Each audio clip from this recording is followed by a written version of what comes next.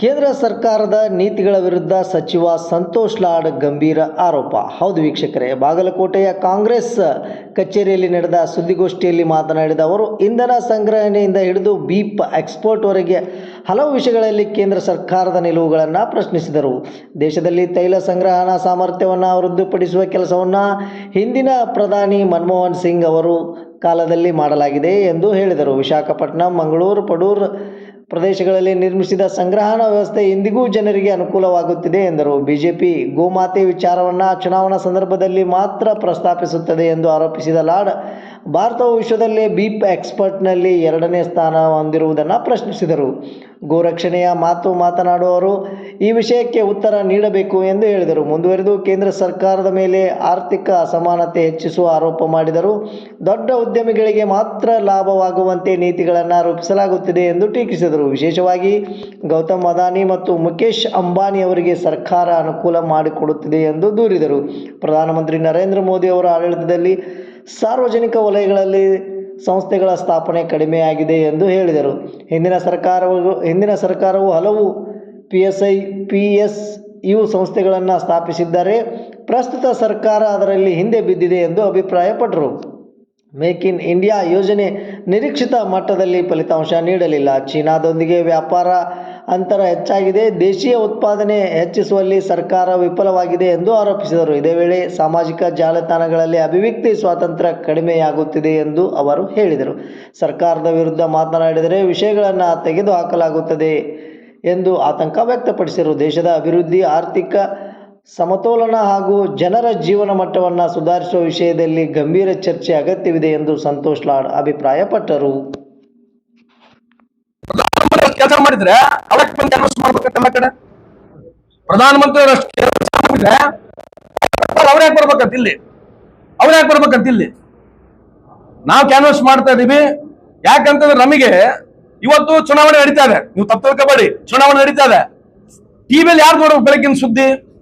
ಈಗ tea estate ನ ಹೋಗಿ ಚಪಾತಿ ಹೊಡಿತಾರೆ ಮೋದಿ ಸಾಹೇಬರು. ಅವನು ಪುಣ್ಯಾತ್ಮ ಗನ್ಮ್ಯಾನು, ಅವನು ಫ್ರೇಮ್ ಆಗಿರ್ಬಾರ್ದು ಅಂತ ಒಂದು ಮರದಿಂದ ಬಚ್ಚಿಟ್ಕೊಂಡ. ಅವನು ಪುಣ್ಯಾತ್ಮ ಫ್ರೇಮ್ ನಲ್ಲಿ ಯಾರು ಬರಬಾರ್ದು ಅಂತ ಹೇಳಿ ಆ ಬಾಡಿಗಾರ್ಡ್, ಪ್ರಧಾನಮಂತ್ರಿ ಆ ಬಾಡಿಗಾರ್ಡ್ ಹೋಗ ಗಿಡದಿಂದ ಬಚ್ಚಿಟ್ಕೊಂಡ. ಅವನಂತ ಪರಿಸ್ಥಿತಿ ಇರ್ಬೇಕು ನೋಡ್ರಿ. ಅಂದ್ರೆ the importance what we are trying to give today to honourable our prime minister, he is carrying 70 to 80% of press. ಅವ್ರದೇ ಬೆಳಗ್ಗಿನ ಸಾಯಂಕಾಲ ನೀವು ನೋಡ್ಬೇಕು. ಈಗ ಹೊಸ ಕಾನೂನು ತಂದಿದ್ದಾರೆ. ಅವ್ರ ವಿರುದ್ಧ ಸೋಷಿಯಲ್ ಮೀಡಿಯಾದಲ್ಲಿ, ಇನ್ಸ್ಟಾಗ್ರಾಮ್ ನಲ್ಲಿ ನೀವೇನ ಮಾತನಾಡಿದ್ರೆ ರಾತ್ರಿ ಆ ವಿಡಿಯೋಗಳು ಡಿಲೀಟ್ ಆಗ್ತವೆ. ಯಾಕೆ ಬೇಕು? ಇಷ್ಟು ಸೂರಾದಿ ಸೂರ ಭೂಪ 56 ಇಂಚ್ ಇರ್ತಕ್ಕಂಥ ಏನು ಚೆಸ್ಟ್ ಇರ್ತಕ್ಕಂಥ ಒಬ್ಬ ಪ್ರಧಾನಮಂತ್ರಿ ಒಬ್ಬ ಯಾವ್ದೋ ಸೋಷಿಯಲ್ ಮೀಡಿಯಾದಲ್ಲಿ ಮಾಡ್ತಕ್ಕಂಥ ಹುಡುಗರದ ಯಾವ್ದನ್ನ ವಿಡಿಯೋಗಳು ಡಿಲೀಟ್ ಮಾಡ್ಬೋದಾ? ಯಾಕೆ ಡಿಲೀಟ್ ಮಾಡ್ತಾರೆ ವಿಡಿಯೋಗಳು?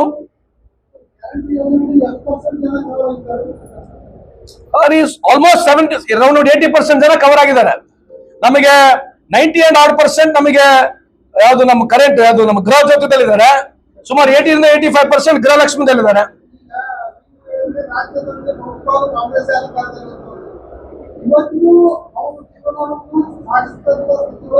ಹೌದು ಹೌದು, ಅದೇ ಹೇಳ್ತಲ್ಲ, ಕಂಪೇರ್ ಮಾಡಿ ನೋಡಿ ತೋರಿಸಿದ ನಿಮಗೆ. ಹೌದು, ಆವರೇಜ್ ಹೇಳಿದ್ದು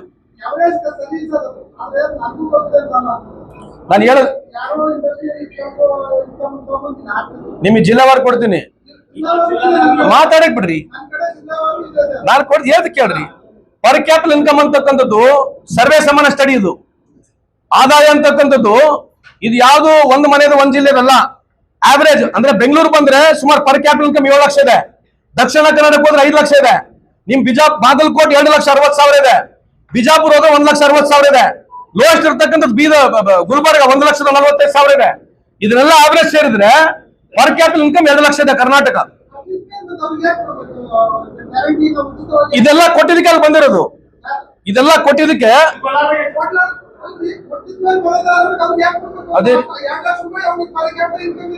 ಅದೇ ರೀ. ಇವೆಲ್ಲ ಆಡ್ ಆಗಿ ಏನಾಗುತ್ತೆ ಅಂತಂದ್ರೆ ವರ್ಷಕ್ಕೆ ನಾವು ತಿಂಗಳ ಕೊಡ್ತಕ್ಕಂತ ಈ ದುಡ್ಡು ಇದೆಯಲ್ಲ, ಆವರೇಜ್ ಡೈರೆಕ್ಟ್ಲಿ ಇಂಡೈರೆಕ್ಟ್ಲಿ ಸುಮಾರು 6,000 ರೂಪಾಯಿ ಹೆಲ್ಪ್ ಆಗುತ್ತೆ ಅವನಿಗೆ. ಈ ಕೊಡ್ತಕ್ಕಂಥ ಕಾರ್ಯಕ್ರಮದಿಂದ ಒಬ್ಬ ಬಡವನಿಗೆ ಸುಮಾರು 5,000 ರಿಂದ 6,000 ರೂಪಾಯಿ ಇಂಡೈರೆಕ್ಟ್ ಆಗಿ ಹೆಲ್ಪ್ ಆಗೋದ್ರಿಂದ 85. ಅಲ್ಲ ಸರ್ ಒಂದು ಸಲ ನಾ ಮಾತಾಡ್ತೀನಿ, ಆಮೇಲೆ ನೀವು ಮಾತಾಡಿ please. Allow me to complete.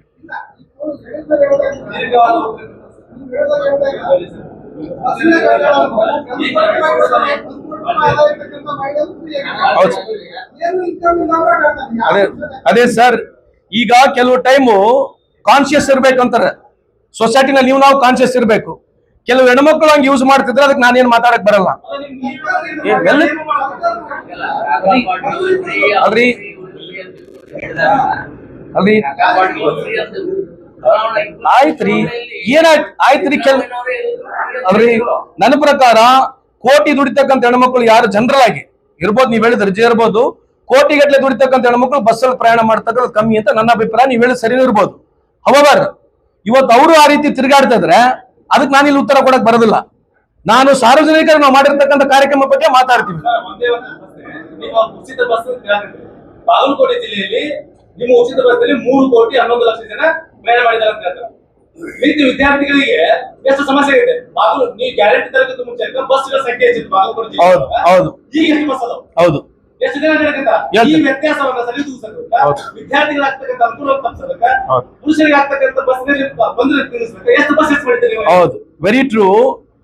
ನಾವು ಬಂದಾಗ್ಲಿಂದ ಸುಮಾರು 40% ಹೆಣ್ಮಕ್ಳು ಜಾಸ್ತಿ ಟ್ರಾವೆಲಿಂಗ್ ಮಾಡಕ್ ಚಾಲು ಮಾಡಿದ್ರು. ಯಾವುದೇ ಒಂದು ರ್ಯಾಪಿಡ್ ಆಗಿ ದೊಡ್ಡ ಪ್ರಮಾಣದಲ್ಲಿ ಕಾರ್ಯಕ್ರಮ ಮಾಡಿದಾಗ ಎಲ್ಲ 100% ಸರಿ ಇದೆ ಅಂತ ನಾನು ಹೇಳಕ್ ಹೋಗೋದಿಲ್ಲ ನಿಮಗೆ. I accept what you say. But ಈ 40% ಹೆಣ್ಮಕ್ಳು ಜಾಸ್ತಿ ಬರ್ತಾ ಇದಾರೆ, ಅದರಿಂದ ಲೇಬರ್ ಎಕಾನಮಿ ಜಾಸ್ತಿ ಆಯ್ತು. ಹೆಣ್ಮಕ್ಳು ಲೇಬರ್ ಔಟ್ಪುಟ್ ಆಗಿ ಜಾಸ್ತಿ ಕೆಲಸ ಮಾಡ್ತಾ ಇದ್ದಾರೆ. ಒಂದು. ಎರಡನೇದು, ಇತ್ತೀಚಿನ ದಿನಮಾನಗಳಲ್ಲಿ ನಾನು ಕೂಡ ಒಬ್ಬ ಜಿಲ್ಲಾ ಉಸ್ತುವಾರಿ ಸಚಿವನಿದ್ದೀನಿ. ನನ್ನ ತಾಲೂಕಿನಲ್ಲಿ ಕೂಡ ನೀವು ಹೇಳಿದಂಗೆ ಸಮಸ್ಯೆ ಇದೆ. ಬಸ್ಗಳು ನಾವು ಬಂದಾದ್ಮೇಲೆ ಸುಮಾರು ಇಲ್ಲಿವರೆಗೆ 5,500 6,000 ಬಸ್ ಬೇಕಾದ್ರೆ ತಗೊಂಡಿದ್ದಾರೆ, ಬೇಕಾದ್ರೆ ಬರ್ತಾರೆ. ನಿಮ್ಗೆ ಯಾರೋ ರಾಮಲಿಂಗಣ್ಣ ಸಾಹೇಬ್ರು ಬರ್ತಾರೆ, ನೀವು ಅವರಿಗೆ ಕೇಳಿ ನೋಡಿ. ಎಂಪ್ಲಾಯ್ಮೆಂಟ್ ಯಾವುದು KSRTC ನಲ್ಲಿ ಇರ್ತಕ್ಕಂಥ, ನನಗಿರ್ತಕ್ಕಂಥ ಮಾಹಿತಿ ಪ್ರಕಾರ ಸುಮಾರು 5,000 to 6,000 ಜನ ಎಂಪ್ಲಾಯ್ಮೆಂಟ್ ಕೂಡ ತಗೊಂಡಿದ್ದೀವಿ. ನಮ್ದು ಓವರ್ ಆಲ್ ಬಸ್ ಕೂಡ ಜಾಸ್ತಿ ಮಾಡಿದ್ದೇವೆ, ಎಂಪ್ಲಾಯ್ಮೆಂಟ್ ಕೂಡ ಜಾಸ್ತಿ ಮಾಡಿದ್ದೇವೆ. ನೀವು ಕೇಳಿರ್ತಕ್ಕಂಥ ಪ್ರಶ್ನೆ ಸರಿ ಇದೆ. ನಾವು 100% ಪರ್ಫೆಕ್ಟ್ ಮಾಡ್ಲಿಕ್ಕೆ ಆಗಲ್ಲ. ಇಂಥ ಒಂದು ದೊಡ್ಡ ಸ್ಕೀಮ್ ನಾವು ಇಂಪ್ಲಿಮೆಂಟ್ ಮಾಡಿದಾಗ 100% ಆಗೋದಿಲ್ಲ. ಆದ್ರೆ ಹಂತವಾಗಿ ಇಂಪ್ರೂವ್ಡ್. ಮೊದಲನೇ ಸರಿ ಏನು ಈ ಕಾರ್ಯಕ್ರಮ ಮಾಡೋದಕ್ಕೆ ತೊಂದರೆ ಇತ್ತು, ಇವತ್ತಿಗೆ ನೋಡಿದ್ರೆ 80% of problems we are solved. ಚುನಾವಣೆ ಬಂದಾಗ ಬಾಂಗ್ಲಾದೇಶ್ ಬಗ್ಗೆ ಮಾತನಾಡ್ತಾರೆ, ಏನೋ ಗುಸ್ಪೇಟೆಯ ಬಗ್ಗೆ ಮಾತನಾಡ್ತಾರೆ. UPA 1 UPA 2 ಸರ್ಕಾರದಲ್ಲಿ ನಾವು ಸುಮಾರು 75,000 to 76,000 ಜನ ಬಾಂಗ್ಲಾದೇಶನ ಈ ದೇಶದಿಂದ ಹೊರಗಡೆ ಹಾಕಿದ್ದೇವೆ. ಇದು ನಾನು ಹೇಳ್ತಕ್ಕಂಥ ಮಾತಲ್ಲ, ಪಾರ್ಲಿಮೆಂಟ್ ಇರ್ತಕ್ಕಂಥ ಡಾಕ್ಯುಮೆಂಟ್ಸ್. ಇದು ಕೇಂದ್ರ ಸರ್ಕಾರ ಉತ್ತರ ಕೊಟ್ಟಿರ್ತಕ್ಕಂಥ ಡಾಕ್ಯುಮೆಂಟ್. 2004 to 2014 ನಾವು ಸುಮಾರು 76,000 ಜನನ ಈ ದೇಶದಿಂದ ಬಾಂಗ್ಲಾದೇಶರು ಡಿಪೋರ್ಟ್ ಮಾಡಿದ್ದೇವೆ. ವೀರಾದಿ ವೀರರು, ಸೂರ್ಯರು, ಬಹಳ ದೊಡ್ಡ ಏನೋ ದಿನ ಬೆಳಿಗ್ಗೆ ಭಾಷಣ ಮಾಡತಕ್ಕಂಥ ಬಿಜೆಪಿಯವರು ಇಲ್ಲಿವರೆಗೆ 12 ವರ್ಷದಲ್ಲಿ ಕೇವಲ 5,000 ಬಾಂಗ್ಲಾದೇಶಿಯವರು ಕೂಡ ಈ ದೇಶದಿಂದ ಹೊರ ಕಳಿಸಿಲ್ಲ. ಇದನ್ನ ಹಿಡ್ಕೊಂಡು ಚುನಾವಣೆ ಮುದ್ದೆ ಹಿಡ್ಕೊಂಡು ವೆಸ್ಟ್ ಬೆಂಗಾಲ್ ಅಲ್ಲಿ ಫೈಟ್ ಮಾಡ್ತಾರೆ, ಬಿಹಾರ್ ನಲ್ಲಿ ಕೂಡ ಫೈಟ್ ಮಾಡ್ತಾರೆ. ಇದಕ್ಕೆ ನಾಚಿಕೆ ಮಾನ ಮರ್ಯಾದೆ ಬಿಜೆಪಿ ಅವರಿಗೆ ಇದೆಯಾ ಅಂತ ಈ ಸಂದರ್ಭ ಕೇಳಲಿಕ್ಕೆ ಇಚ್ಛೆ ಬಯಸ್ತೇನೆ. ಕತಾರ್ನಲ್ಲಿ 200 ಜನ ತೀರೋಗಿದ್ದಾರೆ. ಕತಾರ್ನಲ್ಲಿ ಈ ಯುದ್ಧದ ಮುಖಾಂತರ 200 ಜನ ತೀರೋಗಿದ್ದಾರೆ. ನಿನ್ನೆ ತಾನೇ 20 ಹಣ ಬಂದಿದೆ ಈ ದೇಶದಲ್ಲಿ. ಯಾವ ಮಾಧ್ಯಮದಲ್ಲಿ ಸುದ್ದಿ ಇಲ್ಲ. 20 ಹಣ ಈ ದೇಶದಲ್ಲಿ ಬಂದ್ರೆ ನಮ್ಮ ವಿಶ್ವಗುರು ಪ್ರಧಾನಮಂತ್ರಿ ನರೇಂದ್ರ ಮೋದಿ ಸಾಹೇಬರು ಅಸ್ಸಾಂನಲ್ಲಿ ಹೋಗಿ ಆ ಇರ್ತಕ್ಕಂಥ ಹೆಣ್ಮಕ್ಳ ಜೊತೆ ಟೀ ಡ್ಯಾನ್ಸ್ ಮಾಡ್ತಾ ಇದ್ದಾರೆ. ಅಂದ್ರೆ ಎಷ್ಟು ಈ ದೇಶದ ಬಗ್ಗೆ ಕಳೆ ಜನರ ಬಗ್ಗೆ ಕಾಳಜಿ ಇದೆ. ಇಂಥ ಒಂದು ಕೆಟ್ಟ ಪರಿಸ್ಥಿತಿ ನಡೀತಾ ಇದೆ ದೇಶದಲ್ಲಿ, ಯುದ್ಧ ನಡೀತಾ ಇದೆ. ಆದ್ರೆ ಇವರು ಚುನಾವಣೆ ಪ್ರಚಾರ ನಿಲ್ಲೋದಿಲ್ಲ. ಕೇರಳದಲ್ಲಿ ಹೋಗೋದು, ಅಲ್ಲಿ ಹೋದ ತಕ್ಷಣ ಲುಂಗಿ ಹಾಕೊಂಡ್ಬಿಡೋದು, ತಮಿಳುನಾಡಿಗೆ ಹೋದ್ರೆ ಲುಂಗಿ ಹಾಕೊಳ್ಳೋದು, ಗುಜರಾತಿಗೆ ಬಂದ್ರೆ ಪೇಟ ಹಾಕೊಂಡ್ಬಿಡೋದು, ಪಂಜಾಬಿಗೆ ಹೋದ್ರೆ ಟರ್ಮನ್ ಹಾಕೊಂಡ್ಬಿಡೋದು, ಮಣಿಪುರಿಗೆ ಹೋದ್ರೆ ಆ ಲೋಕಲ್ ಡ್ರೆಸ್ ಹಾಕೊಳ್ಳೋದು, ಬರೇ ಡ್ರೆಸ್ಸು ಪ್ರಚಾರ ಇಂಥ ಒಂದು ಗಿಮಿಕ್ಸ್ ಬಿಟ್ರೆ ಪ್ರಧಾನಮಂತ್ರಿಯವರು ಇವತ್ತೇನು ನಮಗೆ ನಮ್ಮ ಸಿದ್ದರಾಮಯ್ಯ ಸಾಹೇಬ್ರ ಬಗ್ಗೆ ನೀವು ಮಾತನಾಡ್ತಾ ಇದ್ದೀರಿ. 12 ವರ್ಷ ಆಗೈತೆ. ನಮ್ಮ ವಿಶ್ವಗುರು ದಯಮಾಡಿ ಒಂದು 5 ನಿಮಿಷದಲ್ಲ ಪ್ರೆಸ್ ಮೀಟ್ ಮಾಡ್ಸಕ್ ಹೇಳಿ ಬಿಜೆಪಿ ಅವರಿಗೆ. ಯಾಕೆ ನಮ್ಮ ದೇಶದ ಪ್ರಧಾನಮಂತ್ರಿ 5 ನಿಮಿಷ ಪ್ರೆಸ್ ಮೀಟ್ ಮಾಡಬಾರ್ದು? ಇದ್ರ ಬಗ್ಗೆ ನಾವು ಯಾಕೆ ಕೇಳಬಾರ್ದು ಅಂತಕ್ಕಂಥದ್ದು ಪ್ರಶ್ನೆ ನಮ್ಮಲ್ಲಿ ಕೊರತೆ ಇದೆ. ಅದಕ್ಕೆ ಬಿಜೆಪಿಯ ಮುಖಂಡರಲ್ಲಿ ಮನವಿ ಮಾಡ್ತಕ್ಕಂಥದ್ದು, ನೀವೇನು ಕೇವಲ ಮುಸಲ್ಮಾನ, ಬಾಂಗ್ಲಾದೇಶ, ಪಾಕಿಸ್ತಾನ, ಅಫ್ಘಾನಿಸ್ತಾನ ಈ 4 ಬಿಟ್ರೆ ಇವತ್ತು ಚುನಾವಣೆ ಮುದ್ದೆ ಏನಿದೆ ತಾವು ಯೋಚನೆ ಮಾಡಿ ನೋಡಿ. ಇನ್ನಾದ್ರೂ ಎಲ್ಲಾ ಚುನಾವಣೆಗಳಲ್ಲಿ ಈ ಮುದ್ದೆಗಳು ಬಿಟ್ರೆ ಬೇರೆ ಯಾವುದು ಪ್ರಗತಿಪರ ಮಾತನಾಡೋದಿಲ್ಲ. ಇವತ್ತು ಉದಾಹರಣೆ ₹58 ₹60 ಇರ್ತಕ್ಕಂಥ ಡಾಲರ್ ಇವತ್ತು ₹95 ಹೋಗಿದೆ. 1947 ಇಸ್ವಿನಿಂದ 14 ಪ್ರಧಾನಮಂತ್ರಿಗಳು ಈ ದೇಶದ ಸಾಲ 1947 ಇಸ್ವಿಯಿಂದ 2014 ಇಸ್ವಿವರೆಗೆ 55 ಲಕ್ಷ ಕೋಟಿ ಸಾಲ ಇದ್ರೆ ಇವತ್ತು 225 ಲಕ್ಷ ಕೋಟಿ ಸಾಲ ಇದೆ. ಇದ್ರ ಬಗ್ಗೆ ಯಾರು ಚಕಾರ ಅಂತ ಒಂದು ಮಾತು ಕೇಳ್ತಾ ಇಲ್ಲ. ಇವತ್ತು ಬಹಳ ಇಂಪಾರ್ಟೆಂಟ್ ಮಾತನ್ನು ಹೇಳ್ತೀನಿ, ಪತ್ರಿಕಾ ಮಾಧ್ಯಮದಿದ್ದಾರೆ, ದಯಮಾಡಿ ಬಿಜೆಪಿ ಅವರು ಕೇಳಿ. ನಮ್ಮ ಕಾಲದಲ್ಲಿ ಸುಮಾರು $75 ಬಿಲಿಯನ್ ಇಂದ $80 ಬಿಲಿಯನ್ ಅಷ್ಟು ನಾವು ರುಪಿ ಫಾಲ್ ಆಗ್ತಕ್ಕಂಥ ಸಂದರ್ಭದಲ್ಲಿ, ಇಂಟರ್ನ್ಯಾಷನಲ್ ಮಾರ್ಕೆಟ್ ನಲ್ಲಿ ರುಪಿ ಬೀಳ್ತಕ್ಕಂಥ ಸಂದರ್ಭದಲ್ಲಿ ನಮ್ಮ ಇರ್ತಕ್ಕಂಥ ಡಾಲರ್ ನಿಂದ ನಾವು ರುಪಿನ ಖರೀದಿ ಮಾಡ್ತಾ ಇದ್ವಿ. ಮನಮೋಹನ್ ಸಿಂಗ್ ಅವರು ಸುಮಾರು $75 ಬಿಲಿಯನ್ ಖರ್ಚು ಮಾಡಿ, ವಾಜಪೇಯಿ ಸಾಹೇಬರು ಸರ್ಕಾರ ಬಿಟ್ಟಾಗ ₹45 ಒಂದು ಡಾಲರ್ ಇತ್ತು. ನಾವು 10 ವರ್ಷದಲ್ಲಿ ₹58 ಬಿಟ್ಟುಕೊಟ್ವಿ. $75 ಬಿಲಿಯನ್ ನಾವು ಖರ್ಚು ಮಾಡಿ, ಯಾವಾಗ ರುಪಿ ಫಾಲ್ ಆಗ್ತದ ಸಂದರ್ಭದಲ್ಲಿ ಡಾಲರ್ ಖರ್ಚು ಮಾಡಿದ್ವಿ. ಇವತ್ತು ಕೇಂದ್ರ ಸರ್ಕಾರ $200 ಬಿಲಿಯನ್ ಖರ್ಚು ಮಾಡಿದೆ. ಇದು ದೇಶದ ರೊಕ್ಕ, ಇದ್ಯಾವ ಬಿಜೆಪಿ ರೊಕ್ಕಲ್ಲ ಇದು. ಇಂಥ ಪ್ರಶ್ನೆಗಳಿಗೆ ಉತ್ತರ ಕೊಡೋದಿಲ್ಲ. ಅದೇ ಪಾಕಿಸ್ತಾನ, ಮುಸಲ್ಮಾನ, ಬಾಂಗ್ಲಾದೇಶಿ ಇವರು ಹಿಂದೂಗಳಿಗೆ ಮೋಸ ಮಾಡಿ, ಈ ದೇಶದ ಹಿಂದೂಗಳಿಗೆ ಮೋಸ ಮಾಡಿ, ಹಿಂದೂ ಯುವಕರಿಗೆ ಮೋಸ ಮಾಡಿ, ದಾರಿ ತಪ್ಪಿಸಿ ಇವ್ರ ಮಕ್ಕಳುಗಳು ಎಲ್ಲ ಅಮೆರಿಕ, ಬ್ರಿಟನ್, ಫ್ರಾನ್ಸು, ಇಟ್ಲಿಯಲ್ಲಿ ಇವ್ರ ಮಕ್ಕಳು ಹೋಗ್ತಾರೆ. ಯಾರು ದಿನ ಬೆಳಿಗ್ಗೆ ಭಾಷಣ ಮಾಡಿ ಹಿಂದೂದ ಬಗ್ಗೆ ಬಹಳ ಪ್ರಚಾರವನ್ನು ಕೊಡ್ತಾ ಇದ್ದಾರೆ. ಇವ್ರ ಮಕ್ಕಳ ಮೇಲೆ ಯಾವುದೋ ಒಂದು ಕೇಸ್ ಇಲ್ಲ. ಬಿಜೆಪಿ ಮುಖಂಡರು, ಕೇಂದ್ರದ ಸಚಿವರ ಮಕ್ಕಳುಗಳು ಎಲ್ಲರೂ ಯಾರು ಈ ದೇಶದ ಸಿಟಿಜನ್ಶಿಪ್ ಕೂಡ ಇಲ್ಲ. ಯಾರು ಜೈಶಂಕರ್ ಸಾಹೇಬರು ಬಹಳ ದೊಡ್ಡ ಭಾಷಣ ಮಾಡ್ತಾರೆ, ಅವ್ರ ಮಕ್ಕಳು ಈ ದೇಶದ ಸಿಟಿಜನ್ಶಿಪ್ ಇಲ್ಲ. ಅಜಿತ್ ಡೋಭಾಲ್ ಅವ್ರೇನು ಬಹಳ ದೊಡ್ಡ ಭಾಷಣ ಮಾಡ್ತಾರೆ, ಅವ್ರ ಮಕ್ಕಳು ಈ ದೇಶದ ಸಿಟಿಜನ್ಶಿಪ್ ಇಲ್ಲ. ಬಹಳಷ್ಟು ಮುಖಂಡರುಗಳು ದಿನ ಬೆಳಿಗ್ಗೆ ಭಾಷಣ ಮಾಡ್ತಾರೆ, ಸಂಸ್ಕೃತಿ ಕಲಿಬೇಕು, ಸಂಸ್ಕೃತಿ ಕಲಿಬೇಕು, ಹಿಂದುತ್ವ ಬಗ್ಗೆ ಮಾತನಾಡ್ತಾರೆ. ಇವ್ರ ಮಕ್ಕಳು ಎಲ್ಲರೂ ಬೇರೆ ದೇಶದಲ್ಲಿ ಸಿಟಿಜನ್ಶಿಪ್ ಇದೆ, ಬೇರೆ ದೇಶದಲ್ಲಿ ಇವ್ರ ಮಕ್ಕಳು ಹೋಗ್ತಾರೆ. ಇಲ್ಲಿ ನಮ್ಮ ಹಿಂದೂ ಮಕ್ಕಳು ದಿನ ಬೆಳಿಗ್ಗೆ ಬದಲಾಡಬೇಕು, ಕೇಸ್ಗಳಲ್ಲಿ ಇರಬೇಕು. ಇವರು 12 ವರ್ಷದಲ್ಲಿ ಮಾಡಿರ್ತಕ್ಕಂಥ ಕಾರ್ಯಕ್ರಮಗಳು ಎಲ್ಲಾ ಹಿಂದೂ ಸಮಾಜಕ್ಕೆ ಮೋಸ ಮಾಡಿ ಇವರು ಅಧಿಕಾರಕ್ಕೆ ಬಂದು ಈ ದೇಶವನ್ನು ಲೂಟಿ ಹೊಡೆದಿರುತ್ತಾರೆ. ಈ ಸಂದರ್ಭ ಕೇಳಕ್ಕೆ ಇಚ್ಛೆ ಬಯಸ್ತೇನೆ ನಿಮಗೆ.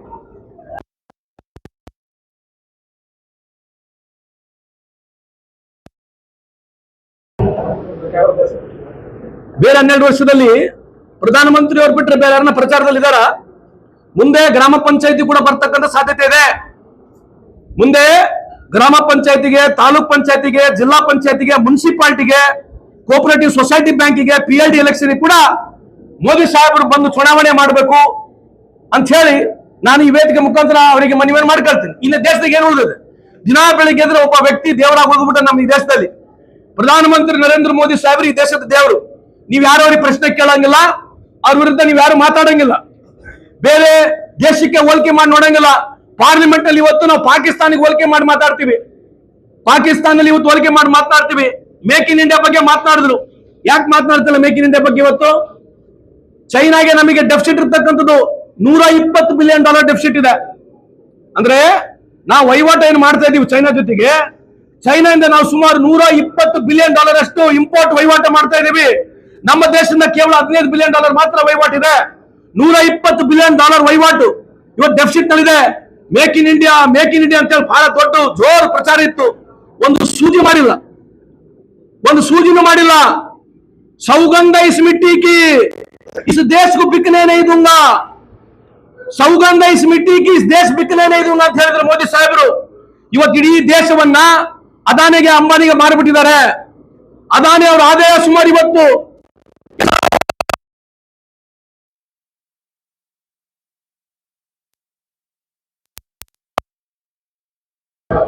ಅದಾನಿ ಅವರು ಒಂದು ಗುಂಡು ಪಿನ್ನು ಮಾಡಿಲ್ಲ, ಒಂದು ಸೂಜಿನೂ ಮಾಡಿಲ್ಲ.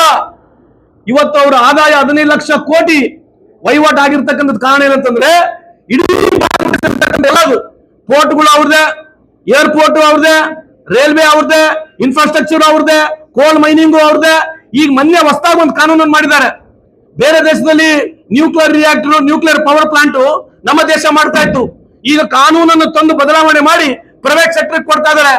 ಈ ದೇಶದ ಪ್ರಧಾನಮಂತ್ರಿ ಅವರು, ಇವರು ಒಬ್ಬರೇ ಒಬ್ರು ಪ್ರಧಾನಮಂತ್ರಿ. ದಯಮಾಡಿ ಕೇಳಿಸ್ಕೊಳ್ಳಿ. ನೆಹರು ಸಾಹೇಬರು 33 PSU ಕಂಪನಿಗಳು ಮಾಡಿದ್ರು, ಇಂದಿರಾ ಗಾಂಧಿ 66 ಮಾಡಿದ್ರು, ರಾಜೀವ್ ಗಾಂಧಿ ಅವರು 20 ಚಿಲ್ಲರೆ ಮಾಡಿದ್ರು, ನಮ್ಮ ವಾಜಪೇಯಿ ಸಾಹೇಬರು 17 ಚಿಲ್ಲರ PSU ಕಂಪನಿಗಳು ಮಾಡಿದ್ರು. ಮನಮೋಹನ್ ಸಿಂಗ್ ಅವರು 23 PSU ಕಂಪನಿಗಳು ಮಾಡಿದ್ರು.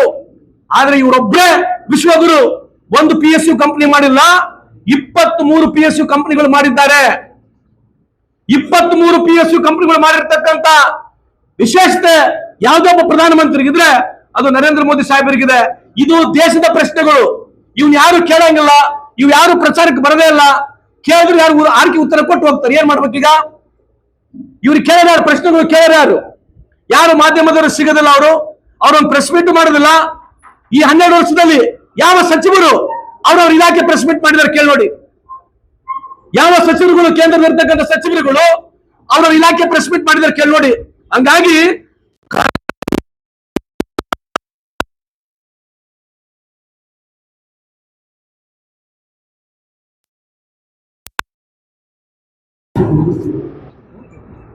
how can I speak, you tell me? Come on, carry.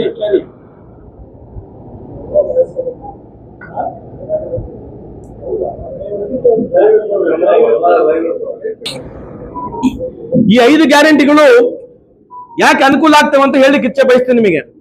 ನಾವು ವರ್ಷಕ್ಕೆ ಸುಮಾರು 55ರಿಂದ